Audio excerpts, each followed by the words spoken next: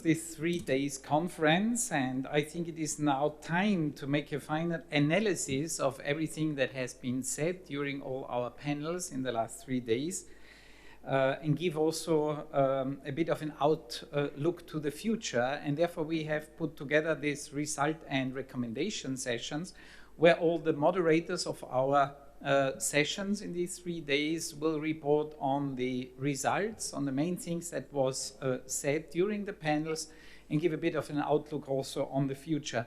And this results and recommendation session will again be moderated by Dr. Driss El Hadani. I would like to ask you to give him a round of applause for his moderation. Please. Thank you, Christian.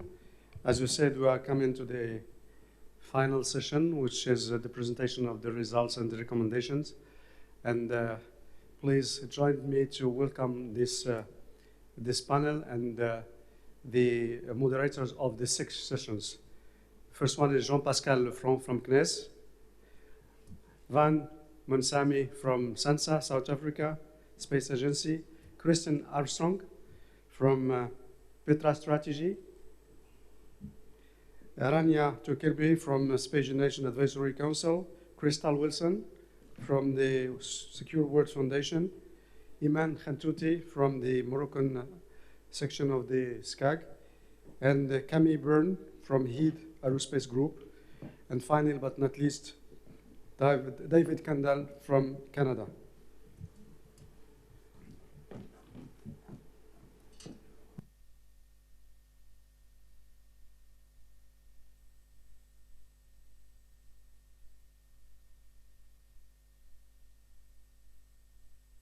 First of all, I would like to thank all these moderators for the effort they have deployed to make decisions fruitful and the debate very interesting. And I will give the floor in the same order to the moderators to present the conclusions and the recommendation of a session. First of all, Jean-Pascal, please. Thank you, Driss, and good afternoon to everybody. So thank you. The GLEC 2019 first session touched upon the benefits of space technology and applications to socio-economic development. The morning panel focused on the space agency's perspective, featuring prominent head of agencies from both the emerging countries and the established space countries. The keynote speech of Driss El Hadani, my neighbor, and also the director of the Centre Royal de Télédétection Spatiale, highlighted the main tendencies of the space sector today, be it in terms of opportunities or challenges, and concluded with some remarks on the main important subjects to be tackled by emerging nations willing to invest in space to foster their socio-economic development, namely resources, capacities, and governance. During the panel, the heads of agencies illustrated these different topics with a lot of vivid examples, which can also be considered as recommendations for the future. And of course, this is absolutely impossible to summarize the richness of the panel, so I just picked up a few examples, and of course, this is only a small part of it. So the first example is giving hope to the youth by investing in inspiring missions to Mars, for instance, in the case of the United Arab Emirates, who call their mission HOPE, precisely, and encourage the young generation in embracing a career in STEM, or in STEAM, as General Bolden said a few hours later. Another example, taking advantage in multidisciplinary approaches, as does the DLR in its cooperation with Morocco, mixing energy and space research. providing a full range of products and services, taking the full benefit of a comprehensive space program in all fields, including human spaceflight, as in the case of Russia, promoting active international cooperation amongst space actors on different horizons in a win-win approach to share the benefits of space, as does France in its very active international cooperation strategy. Focus on the applications of satellite data and on the economic return of space investment, as does the British government, on a domestic and also international environment, of course. Engaging a dialogue with the government to make sure that the agency policy is in line with what the government really wants, and in the case of South Africa, the focus is clearly on environment, health, and economic development. Make sure that national prestige considerations do not divert the national investment, which should, in the contrary, present a high value for money, as in the case of Azeri's space projects. Prepare and encourage the young generation to take over from the many space engineers and scientists that will retire in the years to come, an important recommendation. And finally, make sure to maximize the benefits of cooperation, be it regional, international, interagencies, or with the industry to increase the efficiency of the national policies. So in conclusion, throughout the conversation within the panel, it became clear that in these days of profound changes, from technological innovation to global challenges in front of us, or with the emergence of new actors, more than 100 countries are engaged now in space activities, as Dries said in his introduction. Space technologies, products, applications, and services are becoming more and more relevant for the socio-economic development of all countries. Thank you. Thank you, Jean-Pascal. It's a little bit hard mission to synthesize the recommendation and the results of the sessions, as the debate was very interesting and very rich. And I think that this contribution is very important, and we surely will try to make a global synthesis of all this. The second part of this first session on the benefits of space for development and socio-economic development was moderated by Val, and I'm giving him the floor.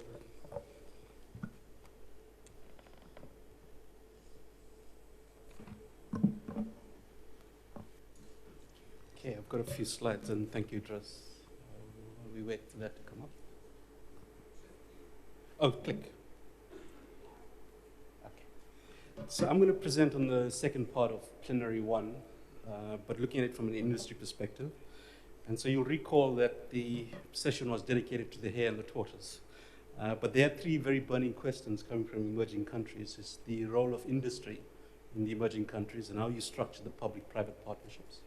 The second is how to bridge the gap using space science and technology with regards to the fourth industrial revolution and the sustainable development goals. And then how do you ensure effective localization of space technology and applications within the emerging countries?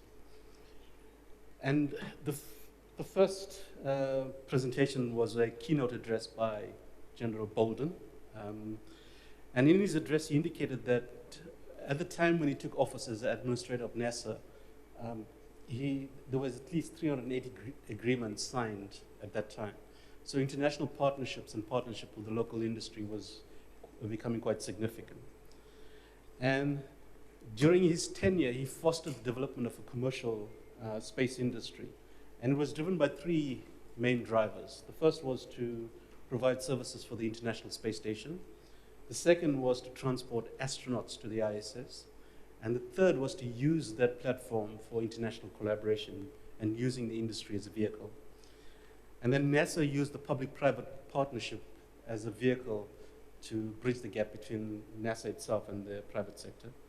And during his tenure, he also pushed for space exploration, and specifically the push towards Mars. And his rationale for doing that was that the technological advances coming from such a mission could be used to improve the quality of life here on Earth. And then there was 8 panel of experts that each kind of gave us a 5-minute rundown in terms of the respective responses to the questions. And then Kyle presented on his perspective around the fact that emerging countries should actually be involved in space exploration despite the limited budgets.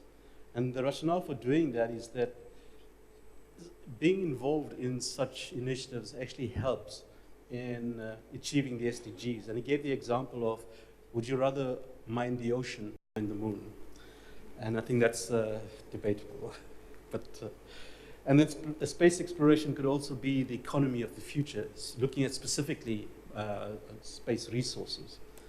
And he also provided the example of Luxembourg looking at diversification of the economy, given the steel industry crashing. And that was based on the appreciation for the demand of space resources within the next 30 years. And so they've invested about 5% of the GDP towards the space sector. And they've already seen significant rates of returns, specifically on the telecoms industry.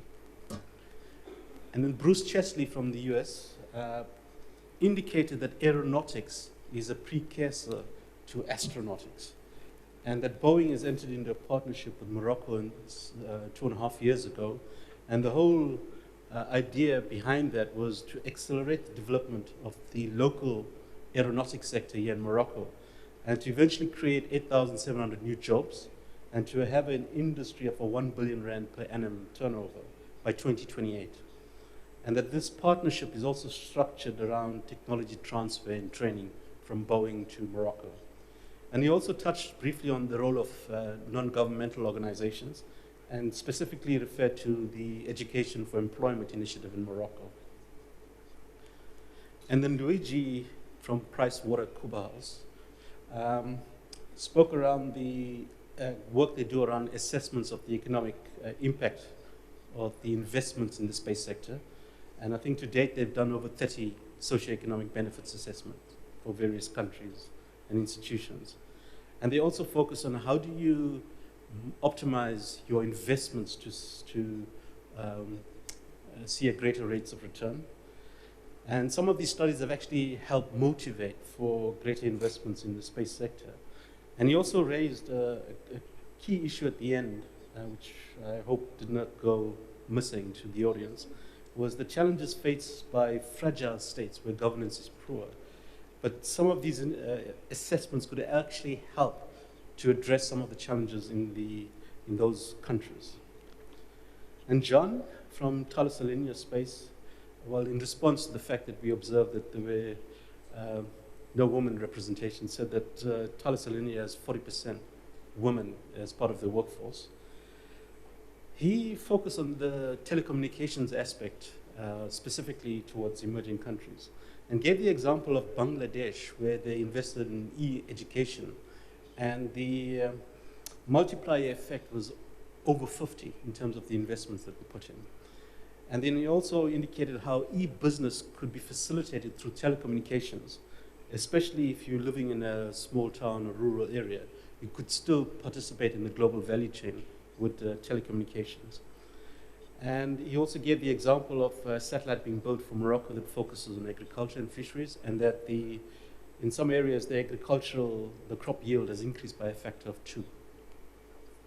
And then Oliver from Airbus stressed the importance of telecommunications as well, and the use of public funds to invest in critical space infrastructure.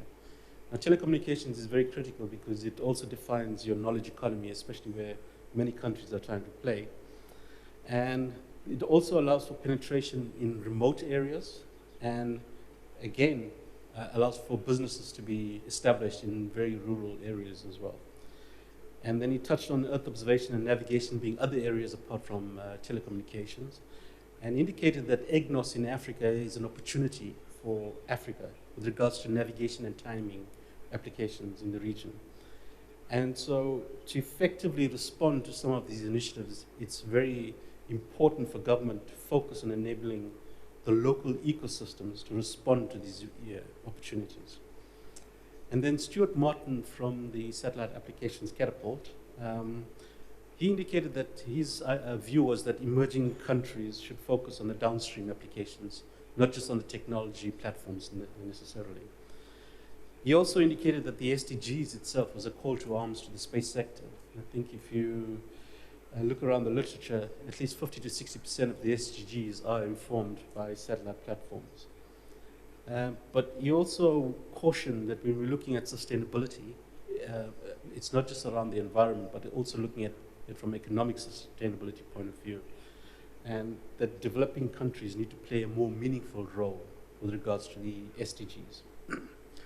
And that developed countries actually need developing countries and not the other way around necessarily. And that's because if you look at inside of developed countries and the institutions that are represented, because of the legacy issues in terms of the systems and the architecture, it's much more difficult for them to change track technology that comes in. But it's much easier for new adopters like emerging countries to adopt those technologies and see how far they can run with it. And that can help these big companies that come up with new technologies and solutions.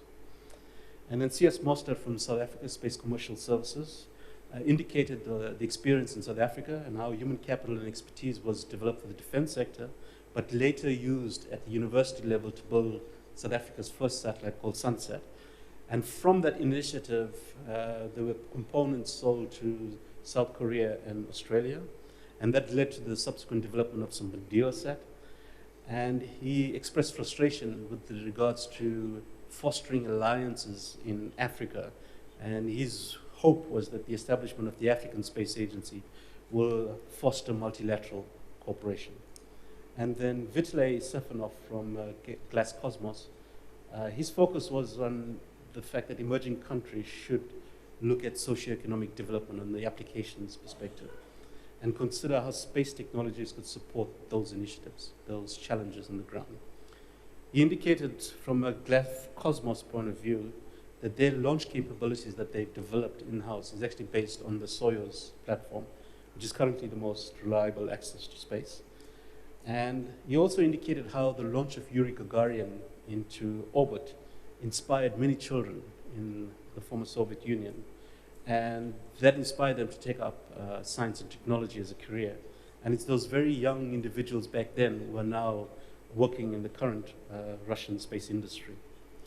We then went to a question and answer session, and the responses that came from the various questions that I posed and that came from the floor as well was that emerging countries cannot focus on the full space ecosystem, the full value chain. You have to be strategic in your choices and look at what is the niche areas that affords you the optimum value creation. And that emerging countries should also think of clubbing together to share assets and focus on essential services. And in this manner, you could look at the diversity and the inclusion can be assured with respect to access to space among a number of countries, not just one or two countries. And that we should also be focusing on the downstream applications with better access to data. And that many lessons can be learned from the developed countries without reinventing the wheel necessarily. And these industries in the developed countries can act as proteges for new industries that are coming up in the developing countries. And then my last slide is that the question that was posed to Charles Bolden as to why NASA decided to set up or establish or foster a commercial space industry, that was triggered by the Space Shuttle Columbia accident. And they realized that the space shuttle program was quite risky, and they decided to exit the shuttle program. And that brought in the possibility of now going and developing the local space industry. And so that gave rise to the establishment of new space companies. And the emergence of small companies in emerging countries, the development of those companies should focus on very niche areas, which is consistent with the fact that you should not be playing across the entire ecosystem, and strive to work with bigger partners within the global space ecosystem. And that's for your tech transfer, your knowledge transfer, and so on.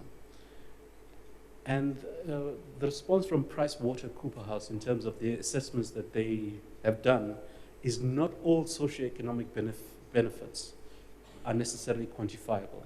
and that specifically relates to the public goods benefits.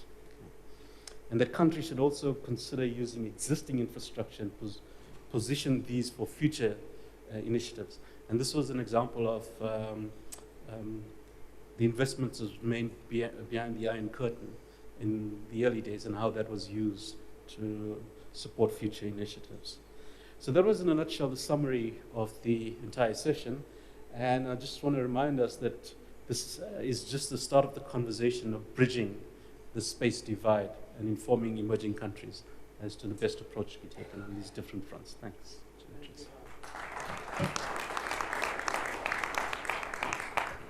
Thank you, Val, for this detailed report on the discussions and the proposals, questions that were discussed during this second part of the first panel.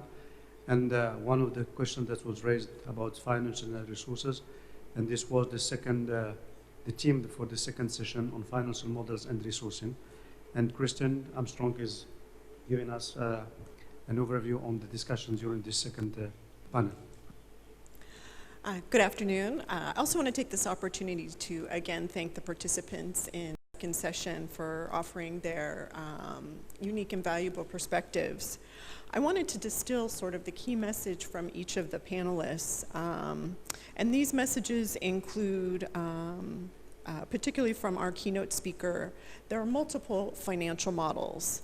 And you know, there's not going to ever be one size fits all for every situation.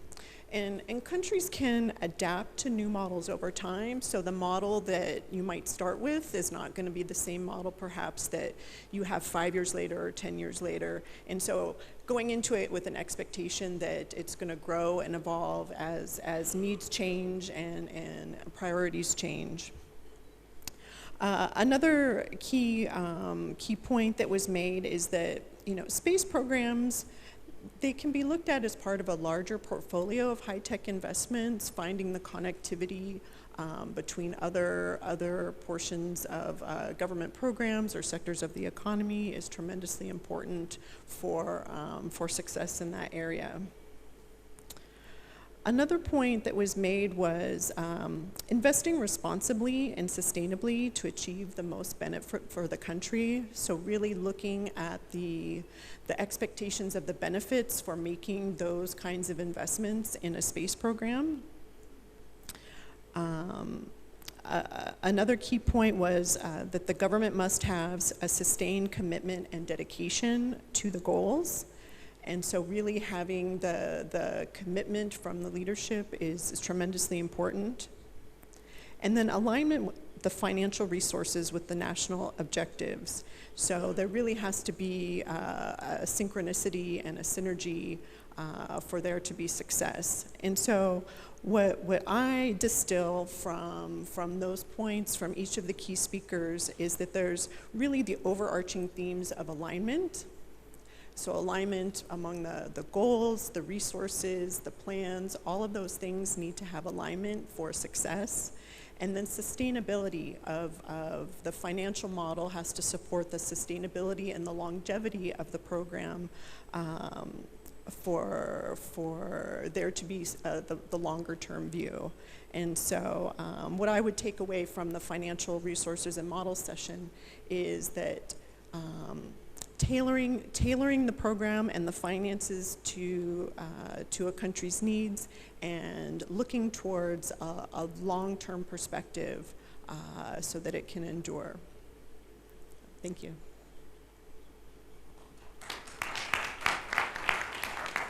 Thank you, Christian, for this report. And it's clear that the financing and resourcing is a very important and critical element. Next session in the program was the welcome ceremony, but no one was designated to report on this activity.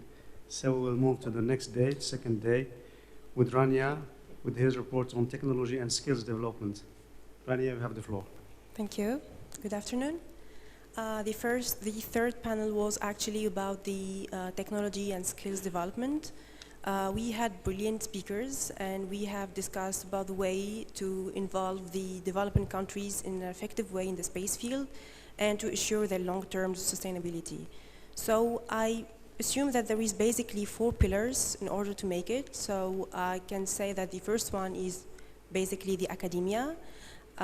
We should first to emphasize the important role of the academia by educating, training, and helping the researchers to build their knowledge first, and then improve their capabilities, and supervising their work by the experts and space leaders. And of course, we should not forget the continuing education by process, since the space is a very dynamic field. The second point is that the space applications should be used for the education and involvement of the young engineers that are coming from different fields into the space. Because now we all know that we don't need only the space specialists, but we also need the other fields to interact together in order to build the space market. Also, we should encourage the local universities from the developing countries to participate in the international projects and events. The second big pillar is the government. So the government, it should play a big role in the establishment of the national program in a way to have space for the needs of the countries in terms of applications and use of data. And here we all talk about how to bring space down to earth. The second point was that the national plan should help the growth of the economy by facilitating the interactions between the entities. And here we mentioned the private-public partnerships. And it should work on the inspiration of the youth and the investors in order to work for the field.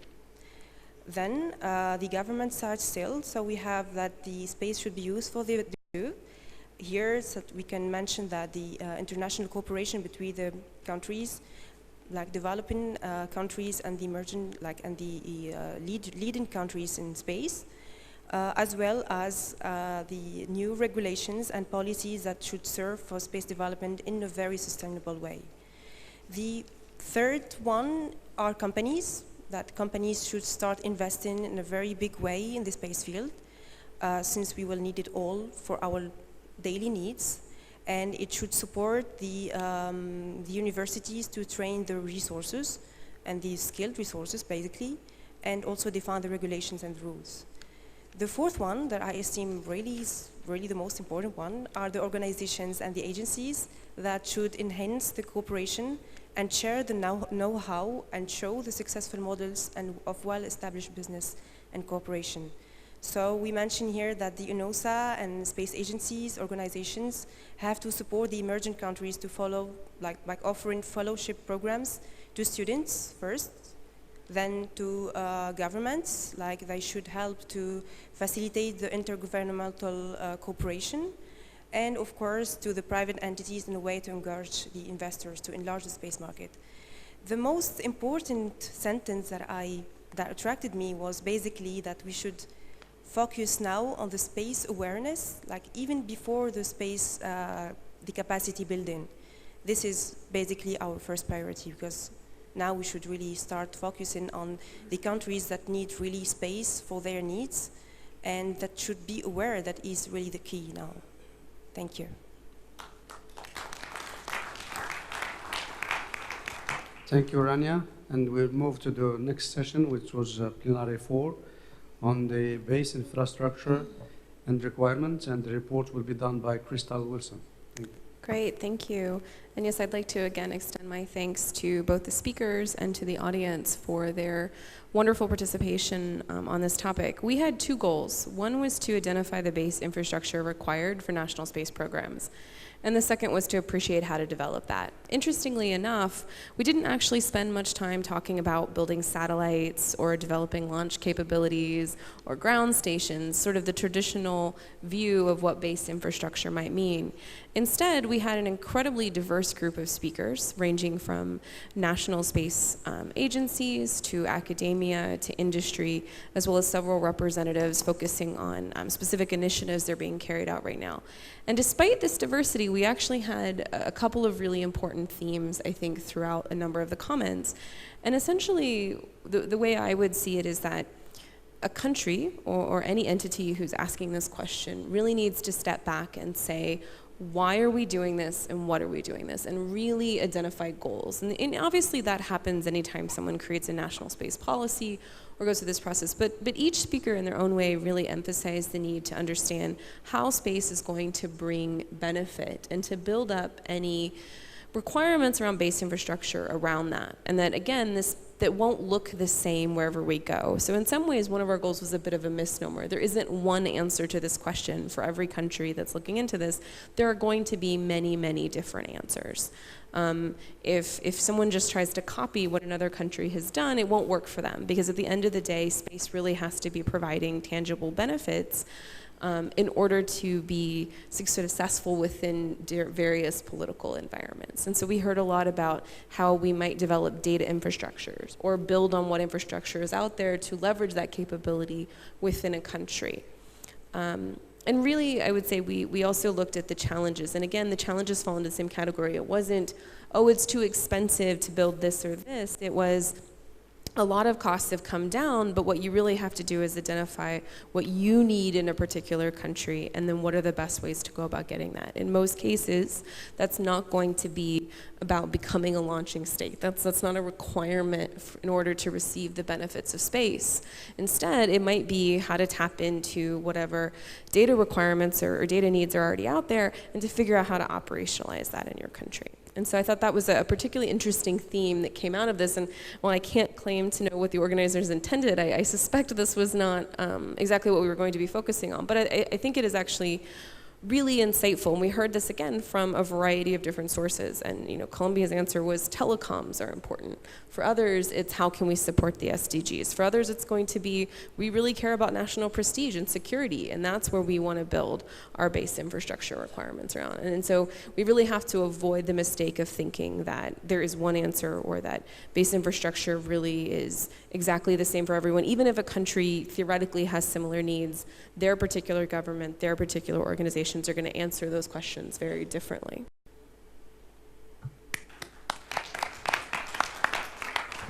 Thank you, Crystal, for this report on the infrastructures. And now we will move to the workforce that will run these infrastructures. And I give the floor to Iman to report about the seminar of the Space Generation Council. Okay. Thank you so much, Mr. Haddani. I'm reporting about the next generation's view on space for emerging countries, which was the title of our seminar. Our seminar aimed to engage the youth of the emerging countries in discussion and give them the opportunity for policy input on space applications. Quoting Mr. Haddani, the youth is the future of every nation and the future inheritors of the Earth tomorrow. That's why that's the reason why we should enhance their contribution and application following three key elements: research and development, entrepreneurship, and its impacts on the social as well as cultural and economic progress, and the fact that the government should support the young professionals and entrepreneurs. And three, of course, inspiring the young students by outreach programs. That's where the STEAM role comes to support the future of the emerging countries.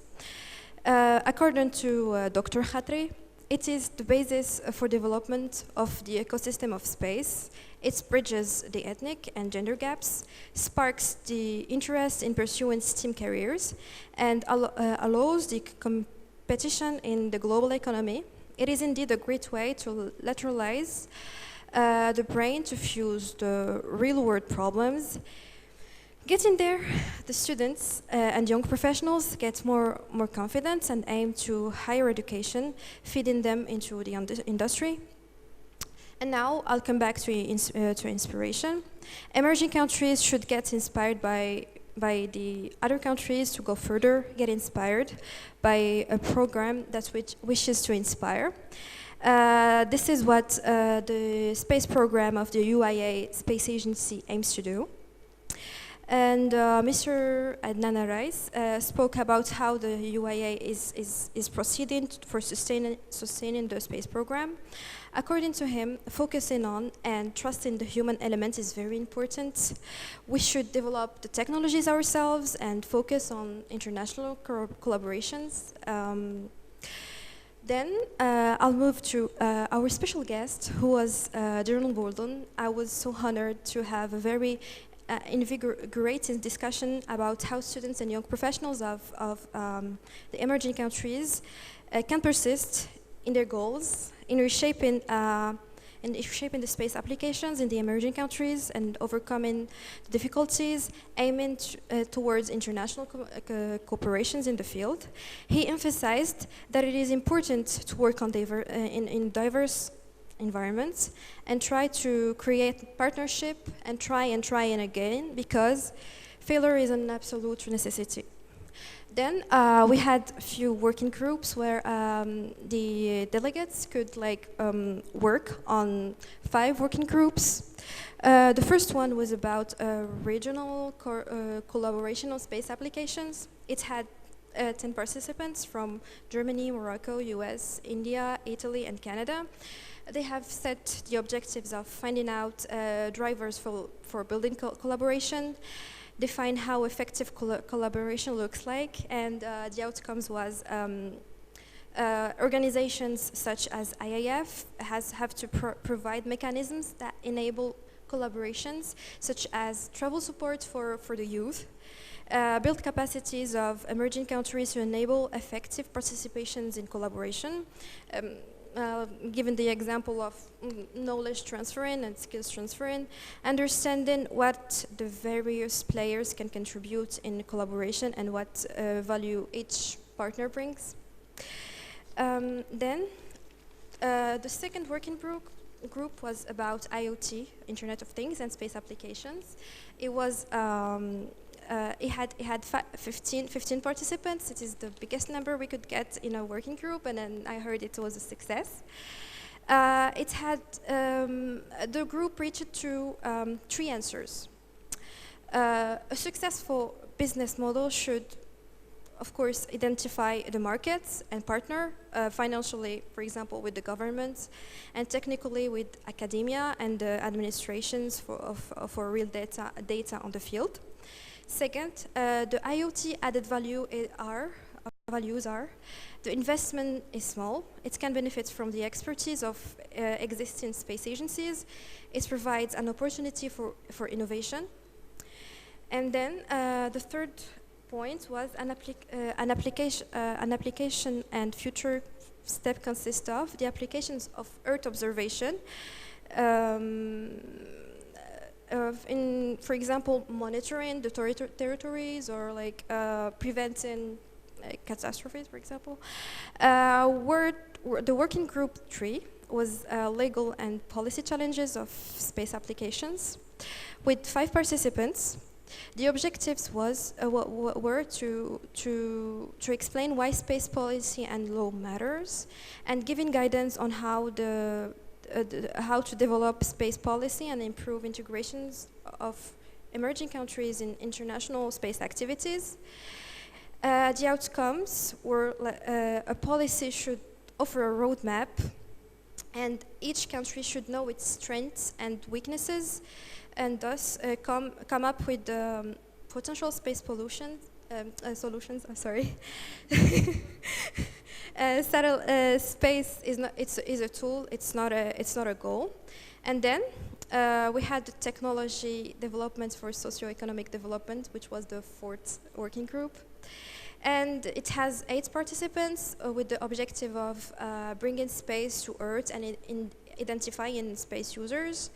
And the outcomes were to apply astronomy and space sciences in agriculture, landscaping, desertification, and fire detection, which is a problem for many emerging countries and African countries. And the solutions was to have multi-year budgets and sustainable budgets for space projects and monopolizing the resources.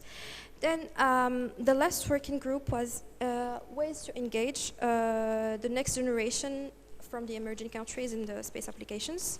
It had nine participants, and its objectives was to find underlying factors hindering the next generation in engagement from emerging countries, and to outcome with solutions to effectively engage the next generations.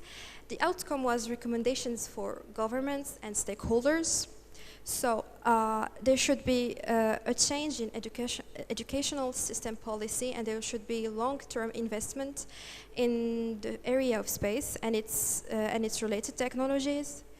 The governments and stakeholders should invest in teachers by giving them the right training and make funding available and accessible for the youth.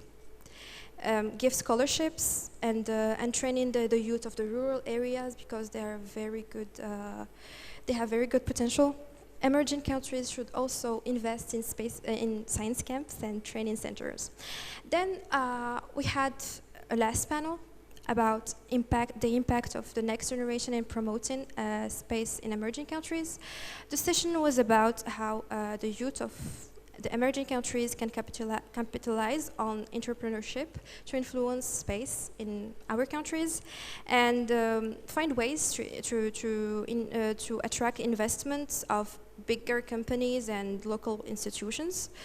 The next generation has the capability indeed to think outside of the box, but it should have the help of the older generation and their guidance, because it is a way to make it more effective, and that's why education and the sense of international community is needed.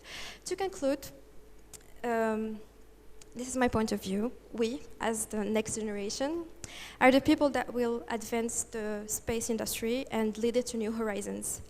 So let's get inspired by the older generations and follow their path, create new ways to emerge space industry in our countries and work on different aspects of the field.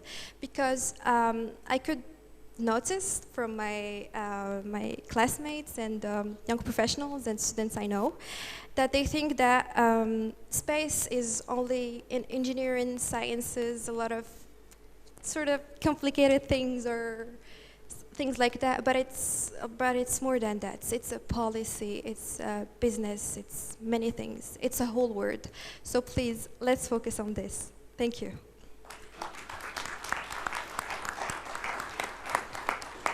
Thank you, Iman, for this detailed report and for these inspiring words. And I'll be back to Camille, who will report us on the discussion during the session of this morning on space industry, development and support.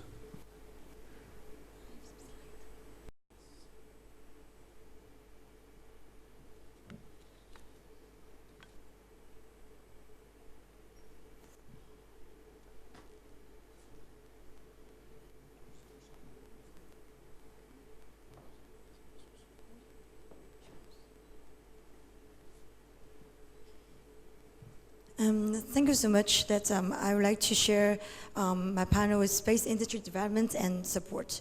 So I have a panel with 10 different nationalities of panelists, which is very interesting, that come from different corners of the world and also different elements of the value chain.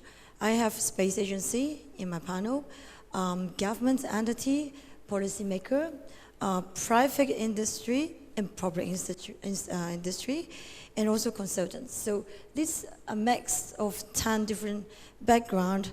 At the end, when we have the panel discussion or even the progression, even between industry, they don't really have the same ideas. So it's a very diversified panel that I would like to draw some conclusion on it.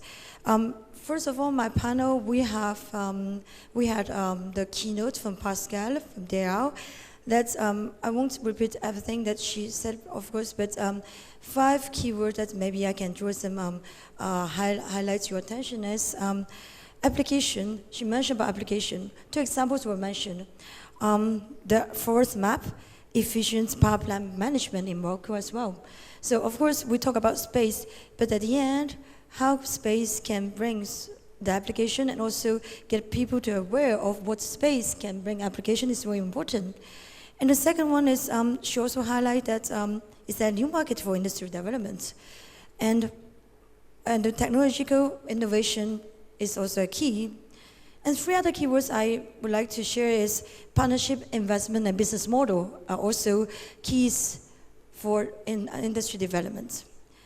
So after that, we start with our panel introduction, And also, at the same time, it was quite an interactive panel with the participation of the audience that will answer the poll question. So, well, here I just want to highlight one keyword for each of this thematic question. The first one you can see is we talk about technology transfer. Second one, from Ms. Majaja from SACSA, from South Africa, we talk about policy, regulation to support this industry development. And from China, Mr. Yuan from Kazakh, we talk about what the government means to help develop private industry. So government support here. The fourth one from Joe Scher, Mr. Levin from the US. Well, it is an interesting one because at the end, the answer was very surprising from his side. Here we talk about what are the strengths and also, well, when you look for a foreign partner, what are the key priority that you expect? So the votes at the end are 64% on the technical knowledge transfer and teaching. However, the speaker has not exactly thought that would be the answer, that people will vote for highest votes. And then that is an interesting part because sometimes from a commercial point of view for the industry, we expect that the technology need to work. That will generate application or even commercial revenue for industry point of view. However, in the same panel, we have SSTO as well, and on the podium. Believe that technology transfer is still very important because SSTO have been doing that for the last 30 years. So it is even in the same panel from two industry, private, still do not have the same opinion on the same question. So I believe that we don't have the definite absolute answer here. It always depends on the company, on the industry, how they want to put a priority in developing the industry development in the home country, but also to the emerging space program country. So, and then we have another question here. It's more on how we can develop, how an emerging country develop and help the private space sector. So here we talk about more on the contribution to the economy, socio-economic benefits. And then I conclude with a question that I shared with the panelists, but also the audience is, what were the main driver for industry to support and develop a space industry in a country? Of course, it's not the same strategy for developed space program country or for emerging space program countries. So the answer at the end, it is a mix. Of course, there's not a single answer. National space program is very important. We have a lot of people from the audience supported as well. Capacity building. So with all these questions that we discussed, I would like to highlight a few points that to conclude the panel.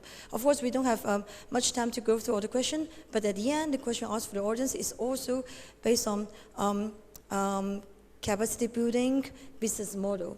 So very quickly, first of all, one of the conclusions is government support engagement is very important. So national space program and policy.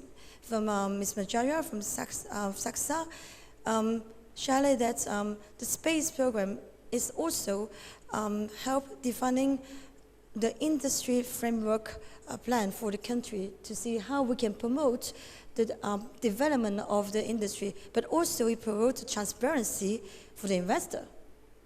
And at the same time, from the government support, of course, funding is very important. Funding from the space infrastructure, at the same time, talk about the CapEx to build it, but also to operate it on the OpEx side.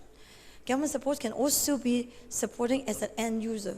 After launching it, what are we going to do with the space infrastructure? Of course, we talk about since the very beginning from the keynote, from Pascal, it's application and as an end user, and also to contribute to promote application to the community. Second, cooperation. Of course, cooperation is different level. Cooperation between governments, industry, between countries, or country regions. So we got several different examples. As I have 10 nationalities in my panel, it's a very perfect place that we have these case studies. We get a speaker from ISA, News shared with us that the incubator idea that is working in NISA is, in NISA, we have the program that's even smaller size. A space program country can participate in the ISA program. So that incubator idea is very different from what we imagine. Is more like the someone come from an idea that I believe that the business case of an idea would like to work, and it's the creation of the industry. It's from the way from down up. So it's a quite different idea. And it is support between the space agency but also industry. So is there another next steps that this incubator idea can bring from ISA to emerging space countries like in South Africa? And another example from the University of Tokyo from Japan is they work on a project called Smart Africa Alliance and with Rwanda. So in that project is in the University of Tokyo, they try to bring the space expertise to a sector which is not space. So, but at the end, for a country like an emerging space program country, in the beginning, you don't have the expertise in industry. So how can we do it?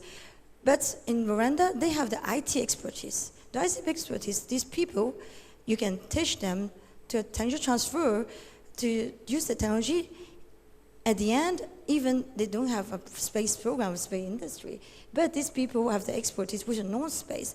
But this type of technology transfer between the university from another continent into Africa is a quite good example as well.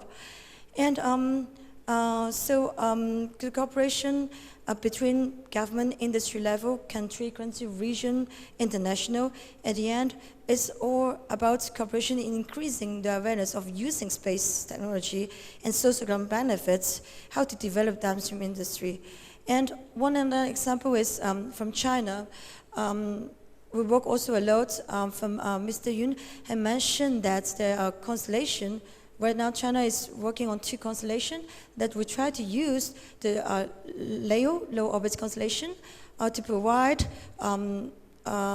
communication and also to target tracking for the train network. So it is, again, the train network is not a space market. Even in China, it's a leading space program country, but however, it is also one of the important points that we had to highlight. So my last 2 highlights here is we talk a lot from the question from the audience, but also from the question of the panelists, technology transfer and capacity building. There are 2 concepts of technology transfer. One I mentioned from the ESA incubation is not the technology transfer in terms of knowledge to how to build the satellite, but more from the point of view of transferring the space technology to non-space technology. It could be very useful for those countries who do not yet have the space technology industry.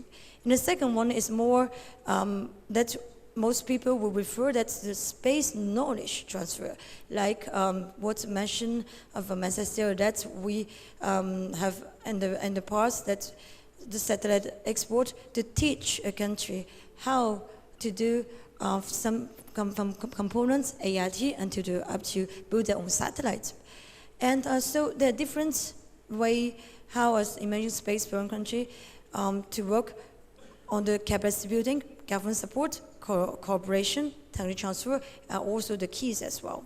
And also from the point of view of capacity building from an emerging space program country, it is also a shared opinion from the audience and also from the speaker is we probably need to choose. You cannot work on for small size with limited budget and human resource. You cannot work on every single different layers of the village or industry. You probably need to figure out which sector, which layer of the sector or the sector region you need to work at the first steps. So my last one is highlight is the investment.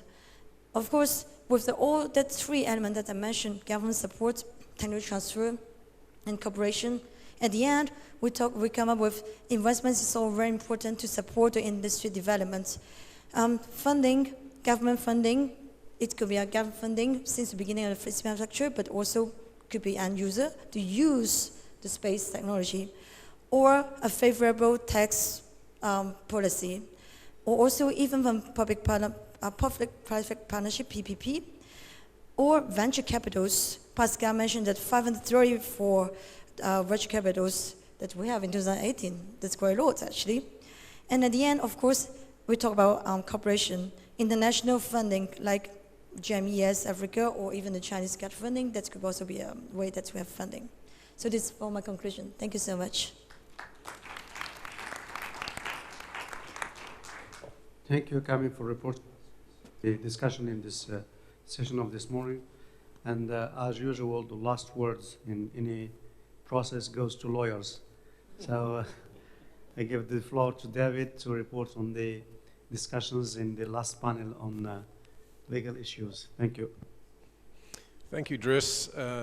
Fortunately, I'm not a lawyer, so I will try my best to represent a policy and law session that I'm sure is fresh in your mind, and I'll try and be very brief. Well, we started off with a wonderful overview of the current situation in space law by Professor Irmgard Marbeau,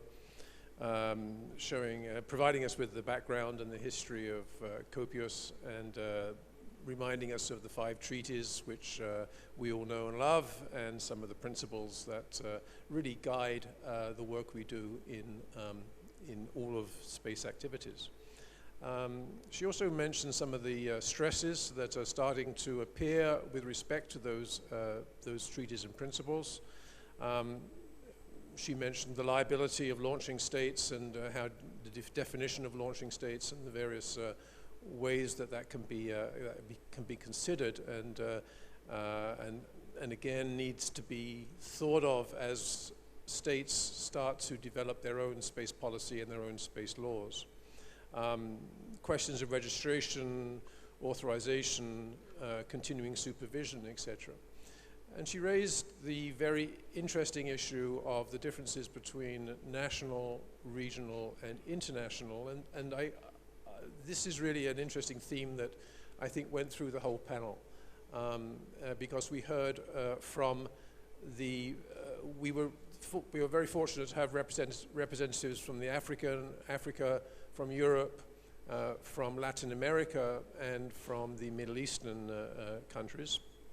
And one of the questions that I think that came up time and time again was, what are the benefits and what are the challenges in dealing with a regional space agency? We know that the African Space Agency is being considered. We were told that there has been some level of talk about a regional space agency for Latin American countries. Of course, we had the example of the European Space Agency, which is a regional space agency. And to me, this was one of the most interesting aspects of the panel, as we move perhaps from national legislation, which is going to be required of necessity, into more regional groupings. I thought that was a very interesting situation that was mentioned by several panelists. We know that it's a time of change in the space activity. We know that there's many new actors. The commercial space is now the dominant space activity, and this is putting pressure on our governance structures, and we really don't have a clear and clean way of moving forward with some of those governance structures. I thought that this was interesting in that these discussions came out in many of the other panels where governance was talked about without any really sort of clear direction, in my opinion, as to how we can move forward. But move forward we have to, because we do need clarity with respect to the legal laws, legal legislation, legal frameworks, that in order to have successful commercial activities. So maybe I'll leave it at that.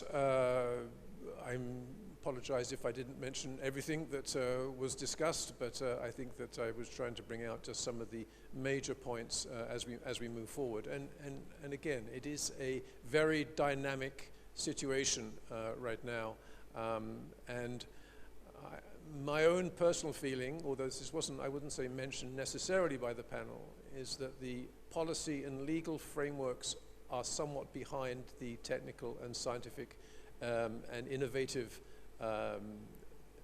work that's being done now in space. And so that's a future. That's the future. We have to try and get those to mesh. So thank you. Thank you, David. I would like to thank each one of you for your great job during this moderation of the sessions, and also for these reports, detailed reports, and I'll ask you to join me to make a round of applause of all these moderators. Thank you. Thank you very much for this detailed report on the outcome. Big thanks to all the panelists, and if I may ask you to take your seat and enjoy the closing ceremony now. So that brings us to the last point of this conference, and that's the closing ceremony that should kind of round off the entire conference, and we have a few speakers to provide their closing statements and closing remarks. And first, I would like to call on stage here the Vice President, the IEF Vice President for Global Conferences, and IEF Incoming President, Professor Pascale Ehrenfreund. Please give her another round of applause to come up here. It's a small traffic jam.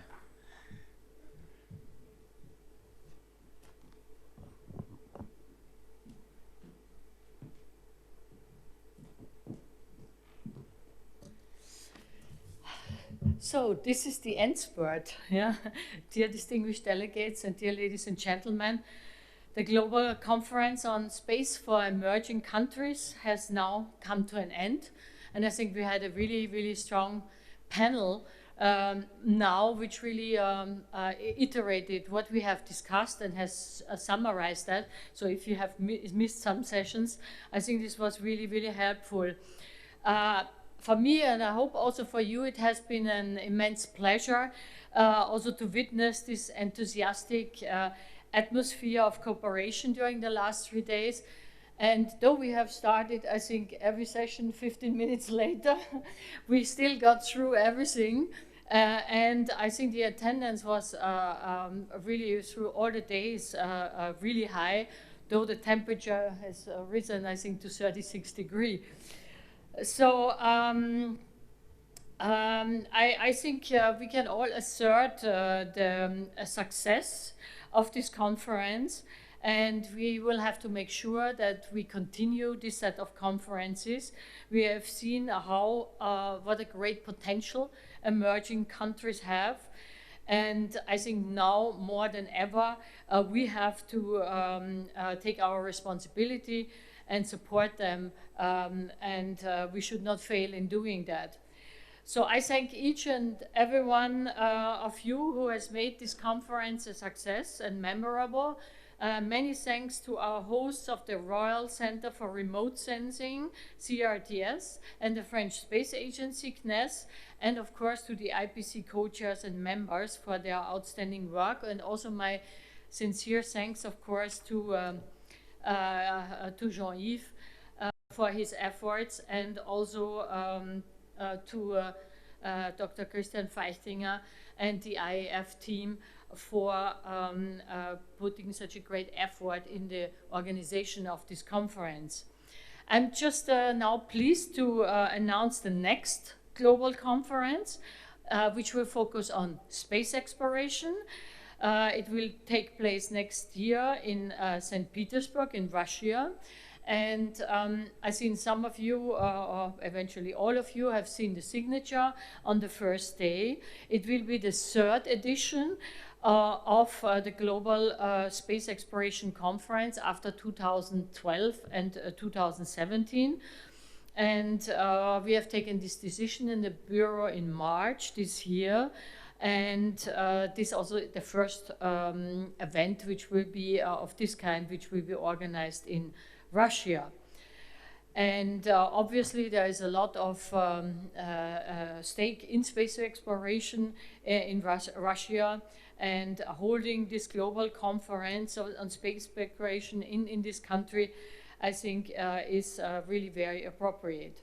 Once again, many thanks to all of you for coming here to Morocco, and also for sharing your views and ideas. I'm grateful that I think this is only the beginning of a long series, and as incoming president, I will also really make sure that this global conferences on space for emerging countries will continue, and I'm also looking forward to the next edition. Thank you very much.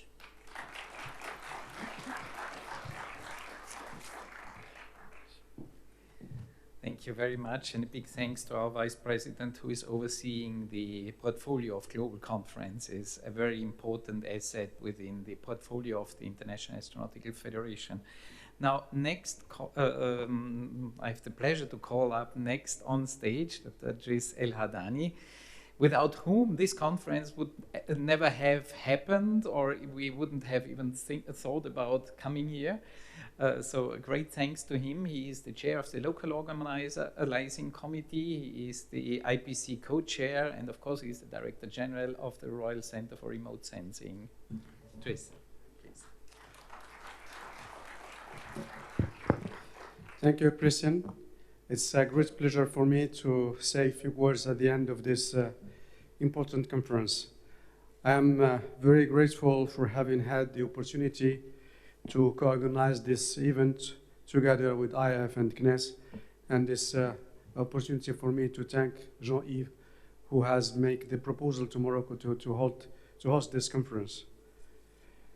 This GLEC 2019 conference, whose main theme was about bridging the divide in the emerging countries, I personally observed that you have very excellent presentations and active discussions, so I can conclude that the purpose of the conference has been completely accomplished. In addition, the positive manners and all the keynote speakers, panelists, participants revealed that we have made a grateful preparation and grateful effort to make it a success. I would like to pay my deep respect to all participants for their positive participation and contribution to discussions. I hope that what we have discussed, what we have learned throughout the conference will help us all to, in our duties in the future, and to lead to set up new programs and new projects in our countries and in the region. As was said by Pascal before, this conference is the first step in a fruitful and lasting process, and I am sure that when closing this conference today in Morocco, we are opening a gateway for the future, and I hope that we will continue in this process. Finally, on behalf of all the participants, I would like to express my appreciation to the IF and CRTS teams that have been working hard during months to make this event happen, and thank you very much for giving me this opportunity to address the conference. Thank you.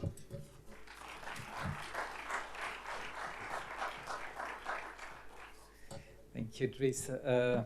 Now, this GLEC conference was not a conference organized by IEF and CRTS only. We had a very important third partner, and it was the French Space Agency CNES, and specifically Jean-Pascal Lefranc, who was helping us as IPC co-chair and actively participating to put together such an outstanding program. He's the director of Planning, International Relations and Quality of CNES, and please welcome him for his closing remarks. Thank you, Christian, and once again, good afternoon to everybody. I just would like to, first of all, thank Morocco, Marrakech, and the CRTS, and all the team of CRTS, and Driss El-Hadani in particular, because we knew before that the reputation of Morocco for welcoming the guests was very high, but this time we just witnessed it, and so it makes it very different. Second, thank of course to Val, who has animated all this work of the IPC, and I must say that it was a real pleasure to work together with Driss and all the IPC members in a very, very positive spirit, and I think that we did all together our best to make a good program and to have this conference as it is. And lastly, of course, I would not like to leave without thanking very much the IAF, Christian Fechtinger, but also the whole team, who is doing a fantastic job once again, and as usual, but still this is really amazing. Thank you.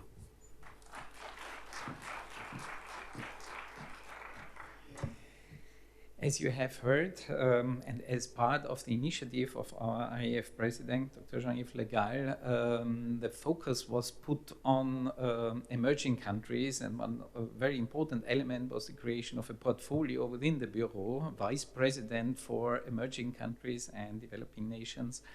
And this is Dr. Valentin Mounsami, who served not only as an IPC co-chair, but as I said, in his function as vice president, had the oversight over all our IF activities in support of emerging countries. And in addition, he's also chairing our working group and now committee as a founding chair of the Committee for Emerging Countries. Well, please come up and give us your closing remarks. Thank you very much for your support.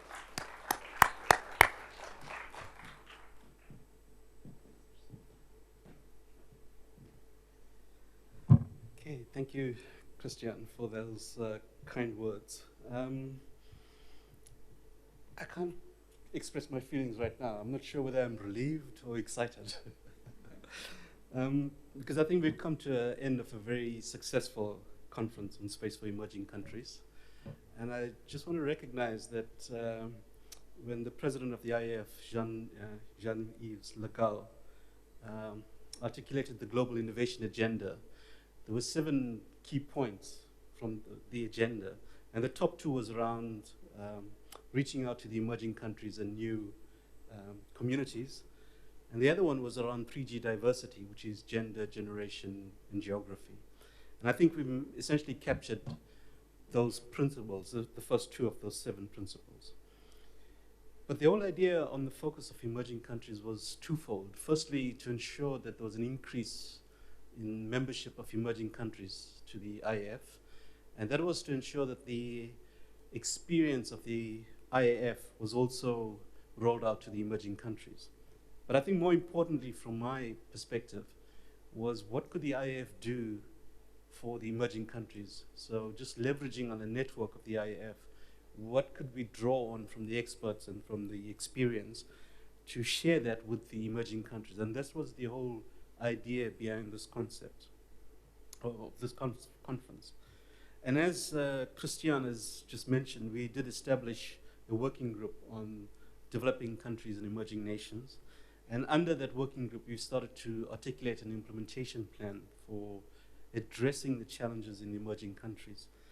And just to give you a sense, the focus that we've identified that currently it challenges emerging countries is around the political support or the lack of political support. So obviously addressing the socioeconomic benefits is quite critical. The financial resourcing that emerging countries face, the technology maturity levels, and then also the human capital. And then lastly was the infrastructure, the poor infrastructure, lack of infrastructure, and so on. So you'll note that the structure of the plenary sessions was exactly along those lines to address those key challenges that emerging countries are facing. So in a sense, this is a groundbreaking conference. It's the first conference of its kind in the IAF that focuses on the emerging countries.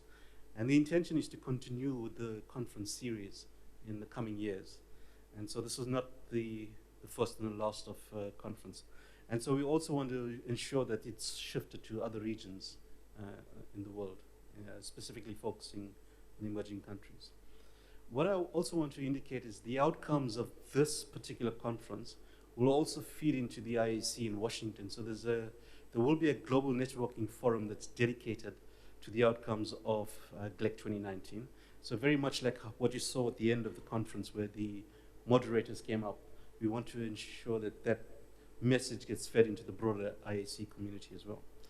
And the other thing I just wanted to announce, which was approved by the Bureau about 3 or 4 weeks ago in Paris. There's normally a set of plenaries for the IAC, and usually one of the plenaries is reserved for heads of agencies. And if you attended the previous IACs, there were mainly heads of agencies of the developed nations. And so we put in a proposal to have a similar sort of plenary, looking and listening about the aspirations from the heads of emerging nations. And so that was approved. So come IAC in Washington, there will be a separate plenary where you'll be able to hear from the heads of emerging agencies as well. So, and then looking at the recommendations of this, not only will it feed into the GNF in Washington, but we also want to take it back to the working group. And as Christian has mentioned, it's now elevated to an administrative committee of the IAF. So it's given a bit more teeth than what it used to have under the working group. I'm also very pleasantly surprised when, during the entire 3 days, at the level and the extent of support that we got for this particular conference. Because in the room were heads of agencies, senior executives of corporates, technical experts, and especially the youth sitting in the room. We did try to crack the gender issue, and I think we've succeeded to a large extent, although I think we can do a little bit better in some of the panels. But I think we did come to the party on that one. And then I also want to take the opportunity to thank my co-chairs. There was tireless working behind the scenes in terms of getting this conference and getting the program together. And so I want to thank both Dries and Jean-Pascal for your support on this as well. And also to the IAF Secretariat, because without you this would not have been possible, and to the team at the back. I really appreciate and loved working with the team. It was really a pleasure. And then also my thanks to the SGAC, and good luck going forward in terms of what you've started here. And also to the keynote speakers, the panel members and the moderators. And I just want to make a proposal after the conference, given the outcomes of the conference, is maybe we should look at working on a technical paper that we can publish somewhere, that the message of this conference gets more broadly distributed to the emerging countries. And just my last point, and with the people that work behind the scenes, the fellow IAF VPs, the co-chairs and the secretariat, it's almost like you are an expectant parent, and the child is now born. It's a healthy child. We now have a responsibility to nurture the child to grow up. And I think, and I said this before, it's the start of a conversation that will continue into the future. And especially given the outcomes that came out of this particular conference, we want to build and develop on that. So I'm quite excited on the future prognosis as to where we're taking this. And I just want to thank each and every one of you for your full support during the course of this conference. Thank you.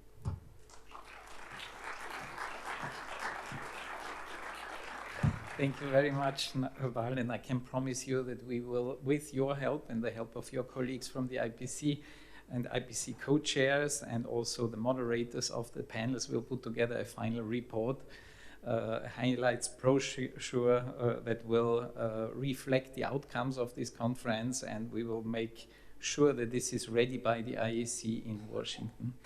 But now, last but not least, I'm more than pleased to welcome on stage the IAF President, Dr. Jean-Yves Le Gall, to give his closing remark and officially close the Global Conference on Space for Emerging Countries, GLEC 2019.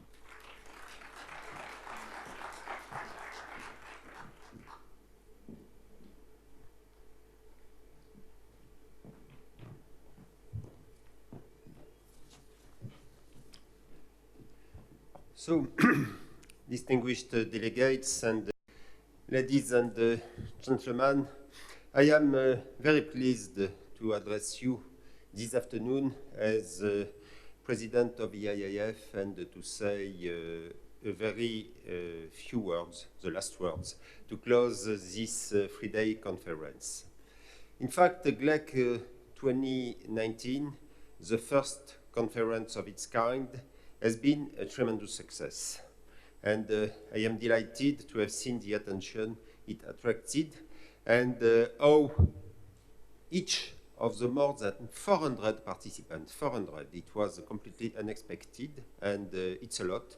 But so each participant gave a close consideration to concrete solutions designed to bridge the space divide in emerging countries.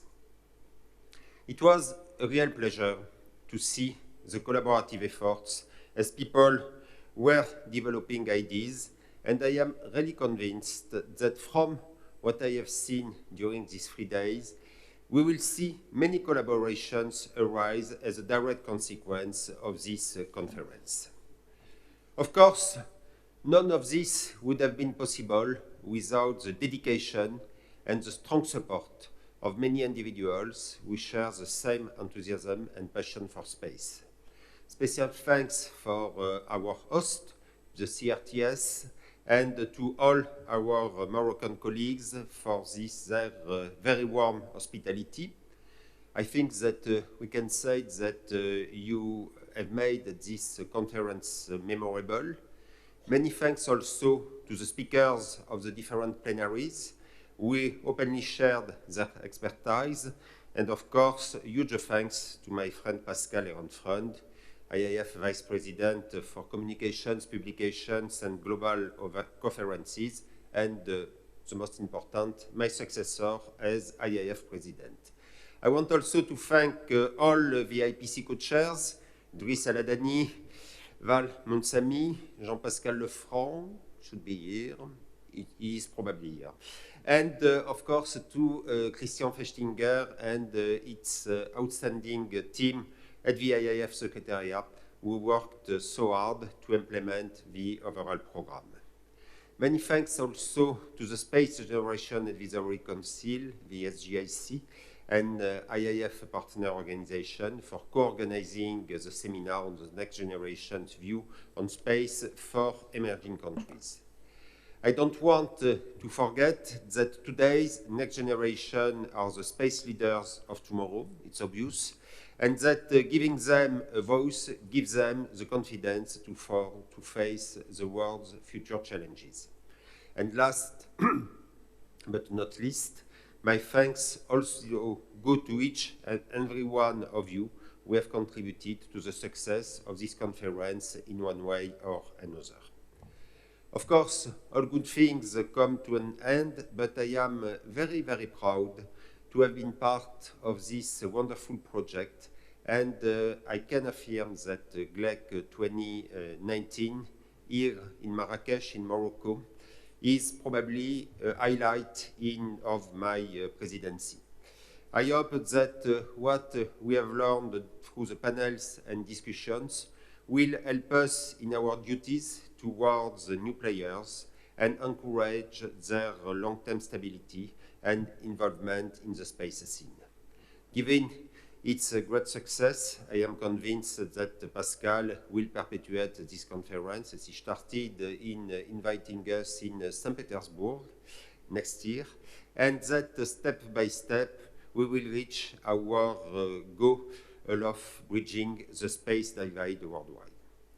Now that we are at the end of GLEC 2019, I would like to invite you to the next IIF event, which will be, of course, our 70th International Astronautical Congress, and it will take place, as you know, in Washington, D.C. from 21st to 25th of October of this year. And, of course, it will be also the celebration of the 50th anniversary of the Apollo 11 mission, which is today probably one of the mankind's greatest achievements. And it will be also the 70th anniversary of the ISC, the one time of the year when all space players since 1951 come together. So I want to wish to all of you a safe trip back home. I hope to see you next October at the ISC. I want to thank you once again very much, because this conference has been more than a conference. It's been a conference for the emerging countries, and it is probably what we can do better for the IIF and for space to prepare the future. And of course, the future is in the emerging countries and in the young generation. So before wrapping up, I propose that we have a short video which will remind us the main highlights of these last 3 days. Once again, thank you very much. Thank you for coming. And for most of you, see you in DC in October. Thank you.